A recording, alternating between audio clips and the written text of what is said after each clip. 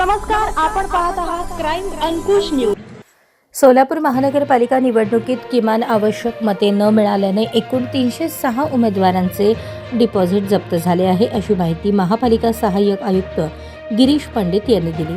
दरम्यान निवडणूक विभागाकडून प्राप्त झालेल्या आकडेवारीनुसार डिपॉझिट जप्त झालेल्या 306 उमेदवारांपैकी तब्बल 190 उमेदवार अपक्ष असून हे प्रमाण 62% आहे, तर विविध राजकीय पक्षांच्या 116 उमेदवारांचे डिपॉझिट जप्त झाले आहे। महापालिका सार्वत्रिक निवडणुकीसाठी 15 जानेवारी रोजी मतदान तर 16 जानेवारी रोजी मतमोजणी झाली होती।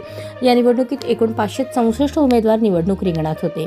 निवडणूक आयोगाच्या निर्देशानुसार एकूण वैध मतांच्या 1/8 पेक्षा कमी मतदान असलेल्या उमेदवारांचे डिपॉझिट जप्त होते। त्यानुसार एकूण 306 उमेदवारांचे डिपॉझिट जप्त झाले आहे।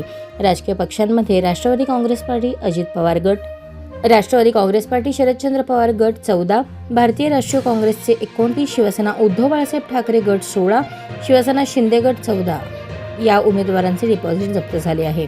बहुजन समाज पार्टीचे 20, वंचित बहुजन आघाडीचे 19 उमेदवार आहेत। याशिवाय आम आदमी पार्टी 11, रिपब्लिकन पार्टी ऑफ इंडिया आठवले 6, समाजवादी पार्टी 5 तसेच इतर लहान पक्षांच्या उमेदवारांचेही डिपॉझिट जप्त झाले आहे। काही पक्षांचे 1 ते 2 उमेदवारच रिंगणात उतरले होते, त्यांचेही डिपॉझिट जप्त झाले आहे। दरम्यान या आकडेवारीनुसार अपक्ष उमेदवारांची संख्या मोठी असल्याने मतविभाजनाचा मोठा फटका बसल्याचे दिसून येते।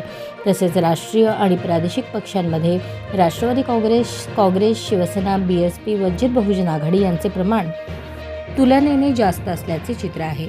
वाढती उमेदवारी आणि मतांचे विभाजन याचा थेट परिणाम डिपॉझिट जप्त होण्याच्या संख्येवर झाल्याचे या निकालांवरून स्पष्ट होते।